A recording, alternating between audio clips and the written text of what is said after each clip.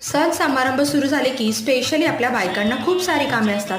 त्यात जर प्रसादाचा शिरा बनवायचा म्हटल्यावरती तो योग्य प्रमाणात बनेल की नाही याची काळजी. अगदी मऊसूद आणि योग्य प्रमाणात प्रसादाचा शिरा बनवायचा आहे, तर त्यासाठी एका बाजूला गॅसवरती दूध तापत ठेवून द्यायचं. एका वाटीमध्ये 2 ते 3 चमचे गरम दूध घालून त्याच्यामध्ये केशरच्या काड्या घालून बाजूला ठेवून द्यायचं. आता गॅसवरती कढई ठेवून कढईमध्ये 1 वाटी तूप घालून घ्यायचं. तूप गरम झाले की 1 वाटी रवा घालून मंद आचेवरती खरपूस भाजून घ्यायचा. रवा हा मंद आचेवर भाजतोय तोपर्यंत काजू बदाम कट करून घ्यायचे. रवा खरपूस भाजून झाला की त्याच्यामध्ये काजू बदामाचे तुकडे घालायचे, अर्धा चमचा वेलची पावडर घालायची आणि केशरचं दूध घालून मिक्स करून घ्यायचं. वरतून गरमागरम दूध घालायचं. दूध पूर्णपणे आटले की 1 वाटी साखर घालून मिक्स करून घ्यायचं. झाकण ठेवून 2 ते 3 मिनिटांसाठी वाफेवर शिजून घ्यायचं. थोडंसं जायफळ किसून घालायचं. पुन्हा मिक्स करून घ्यायचं. गरमागरम मऊसूद प्रसादाचा शिरा इथे तयार. लाईक, सबस्क्राईब, शेअर करायला विसरू नका.